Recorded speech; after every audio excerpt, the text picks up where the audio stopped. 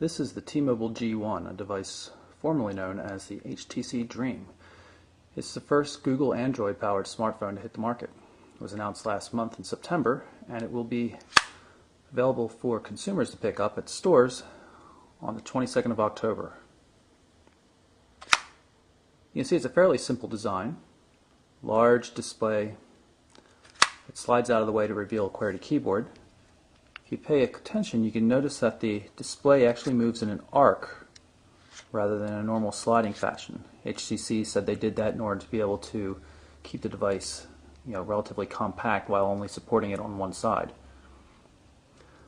Another unique feature about the device is the bend.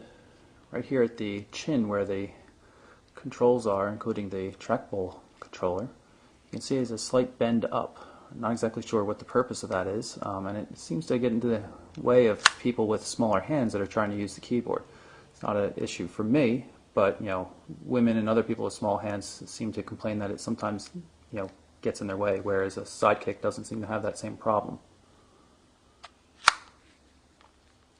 Got the 3-megapixel camera on the back.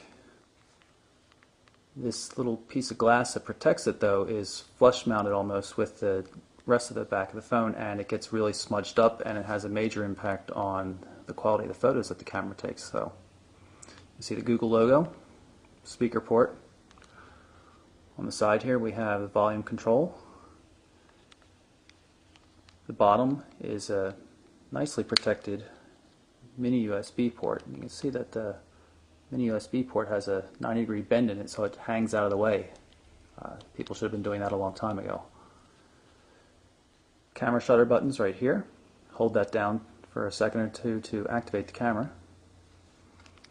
There's a micro SD slot, and the slot is hidden right in here. It's a little hard to get to, but it's out of the way, well protected, yet still accessible without having to remove the back cover to get the battery off.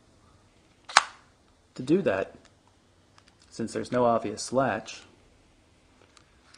once again you have to open up the display, and you grab this here, and the back cover actually peels off, more or less. You can see the SIM card right there and a normal HTC battery. Just reverse the process to get it back on. And there we are. One of the things I want to show you is the keyboard itself. The keys are very shallow. I mean, they're domed, but they're not domed as much as you would see on, say, a Trio or Centro or something like that.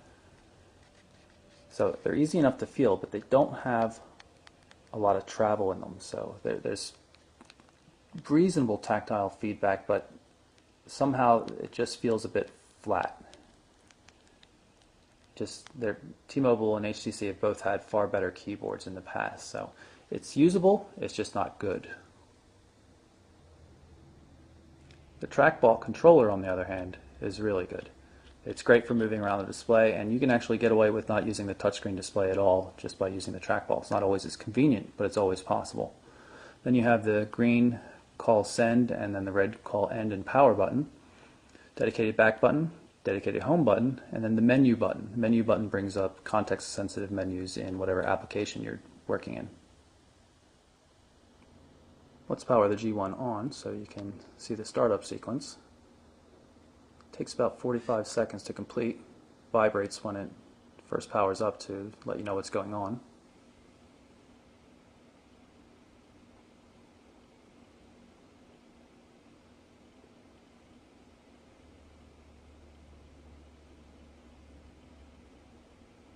And there we have it. The device is up and running. See, the screen's locked. Whenever the device is turned on, it's locked by default. You can either use the red button to turn it on and then hit the menu button, or you can just hit the menu button twice.